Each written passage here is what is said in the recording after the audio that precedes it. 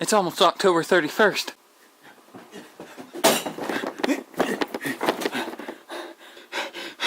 Hey guys, it's Andy, and it's almost October 31st. So if you celebrate Halloween, I hope you're as excited as I am. I'm sure everyone has their favorite tradition that they like to partake in, whether it be bobbing for apples or burning leaves. Personally, one of my favorite things about Halloween is carving a pumpkin. And as you can see by the title of this video, that's what I'm going to be doing. So,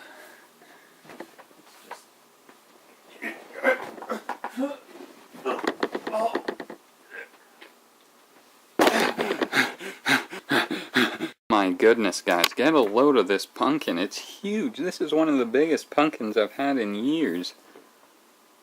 I gotta clean it off before I move on to the next step, because there's still some dirt and stuff on it, but I can't wait to get started, so let me just hurry up and clean this bad boy off. Okay, now that I've cleaned it up a bit, I'm going to move on to the next step, which is actually carving a hole into it and then hollowing it out.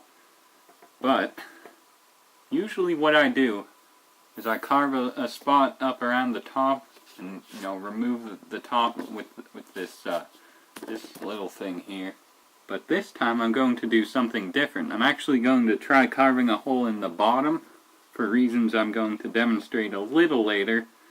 But yeah, this is the first time for me, so I don't know if this really works or not, but we're gonna find out, so let's go. Now for this step, I've moved my location to the floor as opposed to the table, just because it gets a little messy. So what you want to do is just get some old newspapers or something. That's what I've always done.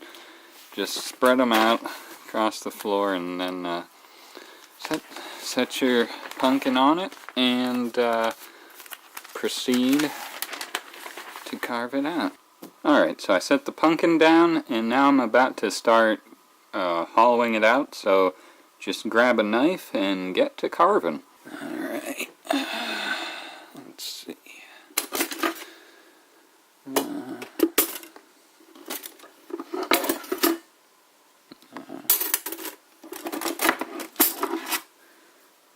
This might work.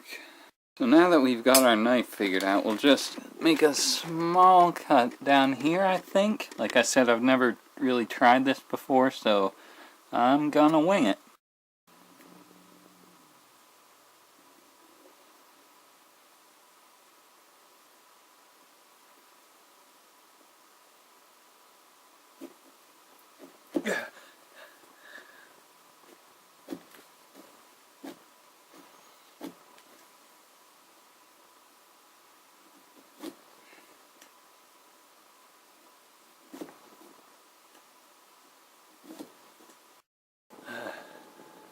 Just almost done.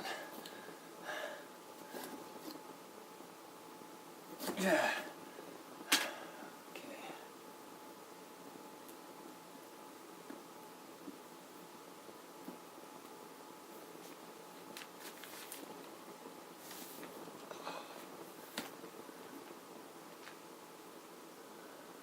Oh boy.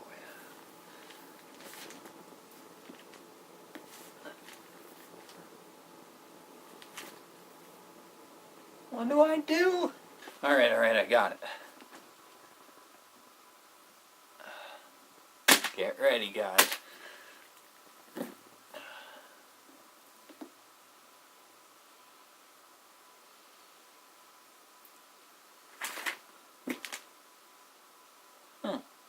Alright, we've successfully completed step 1.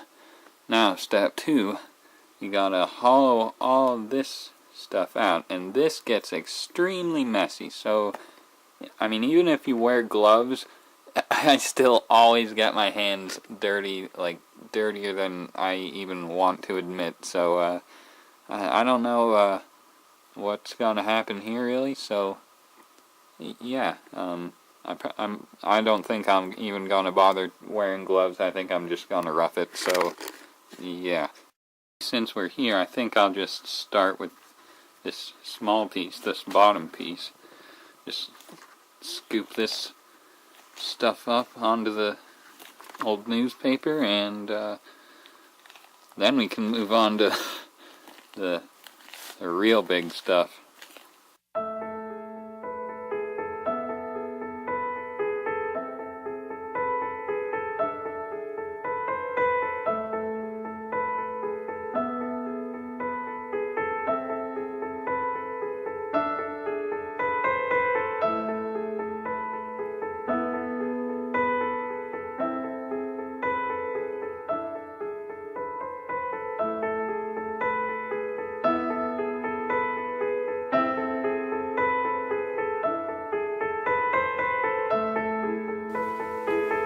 Alright, well that was a little easier than what I usually do, which is, the bottom would be, this big part, so the bottom was a lot easier to clean out than it usually is, and I think that's where most of this stuff is, so being able to take it out all at once was a little easier. I wonder if inside the main shell itself will be any easier.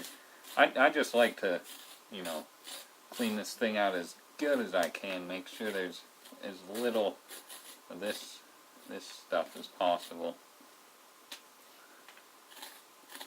I don't think it really does anything, but I just like the feeling of this thing being perfectly clean.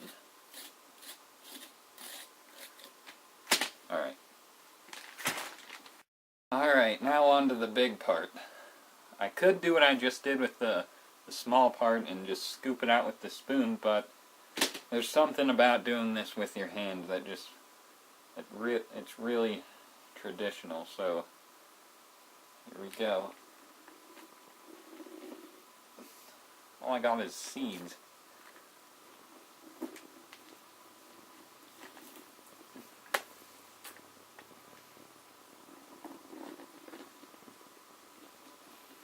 Oh yeah. All I'm getting is seeds. Not any of this orange goo. Oh man.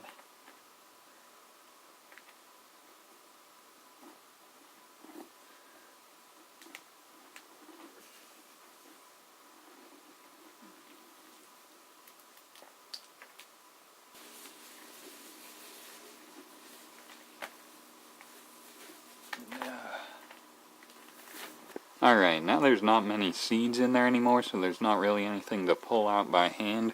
So now I think I will use the trusty spoon and just start scooping it up into a little pile.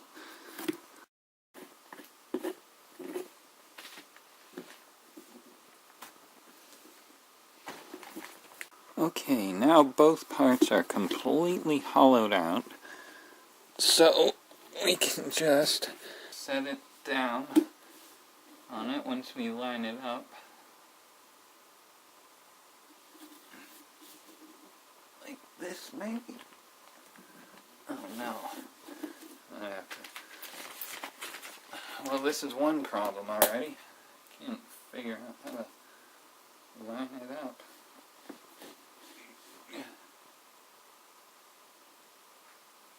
There we go.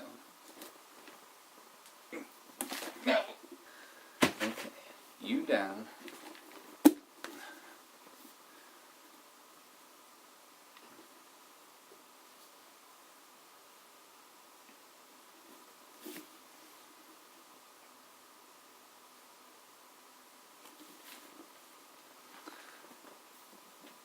There we go.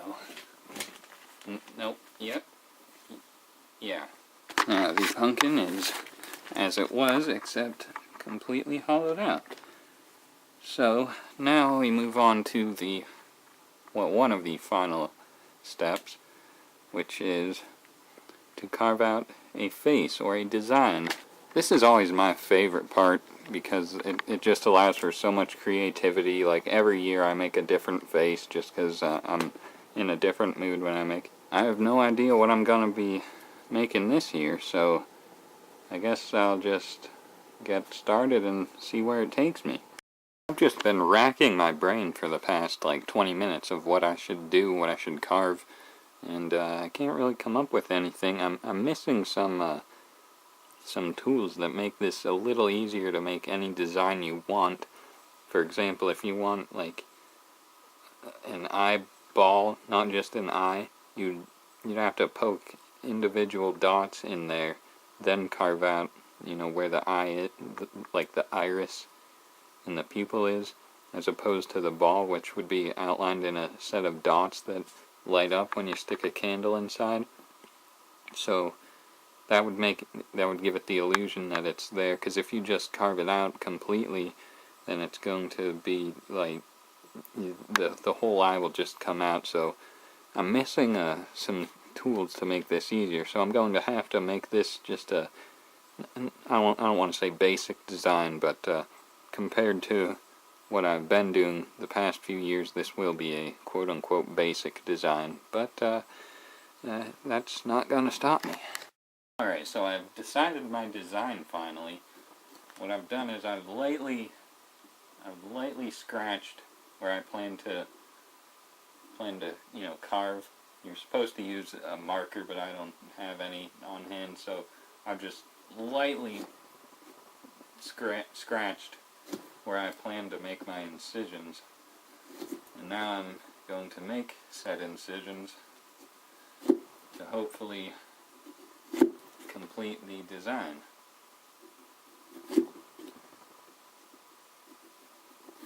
I go slow. I use a small knife for this because since I don't have those tools I mentioned, I like to be as precise as possible, and that's only possible with a knife like this. Okay, so I've carved out this little slit, which is going to be an eyebrow.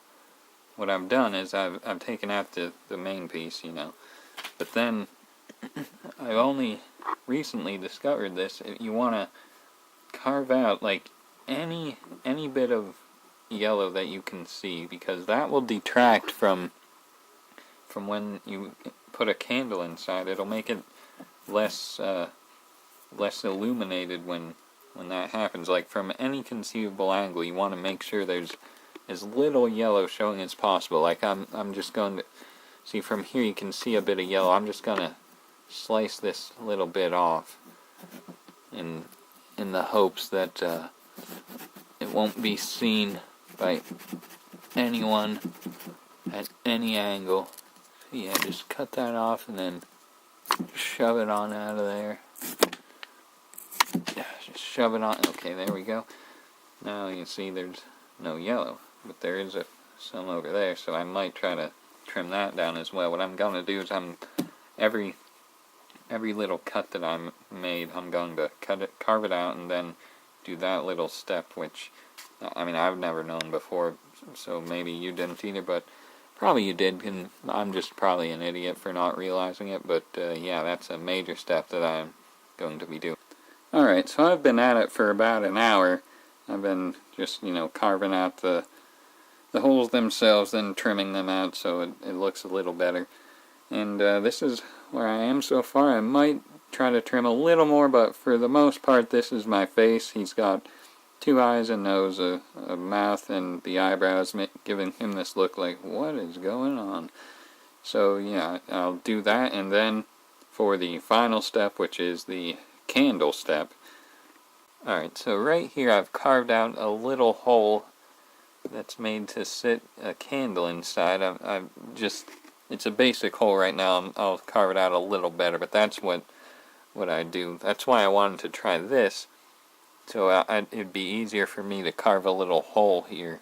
So once I get this hole, exactly as I want it, I'll be able to light the candle and set the top on top of it, because before, what would happen is, the base would be here with the face on it, and you would try to either try to set the candle down inside, then light it, and then potentially burn yourself, or light the candle, then set the candle down inside the hole in the base, and then also potentially burn yourself. So this way it's a little safer.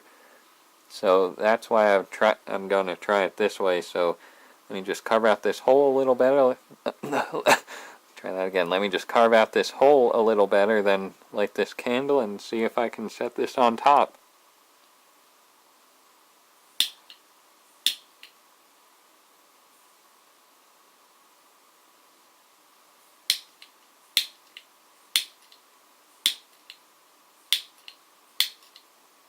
Scott, if you're watching this, I need a new lighter. Alright, so this is what it looks like with the candle inside. Pretty cool. The nose is the brightest part, and the fading glowing like that is pretty cool too. It's kind of hard to tell what it is though. Oh well, I still like it. So all in all, that was pretty much how I make a pumpkin. I'm pretty satisfied with this, although next time I'll definitely make the bottom more discernible, because the toughest part about this is finding the base to sit this on. But the real reason I did this, of course, is this.